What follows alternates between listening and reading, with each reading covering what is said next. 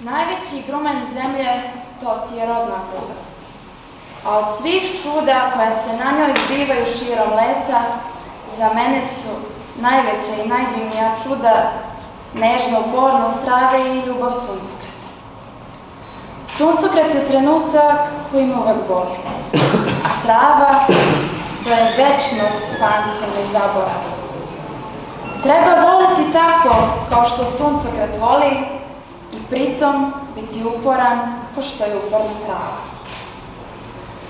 Trava je uvek mlada, a suncokret je stara. Zato raste svuda nežna i neoprezna. Trava ne štedi ni staze, ni groblja, ni oltare. Trava ne zna za milost, jer ni za mržnju ne zna. U travi sam se rodio, u travi rasto, spavao. Od nje sam krao upornost, od suncokreta zlato.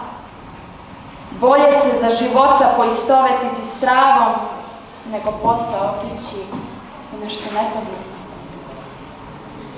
Trava je moja svakodnevno i praznično odelo. U njoj sam i kosu i rosu, u njoj kišu i sušu. Travo, budi nežna kad uđeš u moje telo. Kao ja što sam kad uđem u tvoju zelenu dušu. Hvala.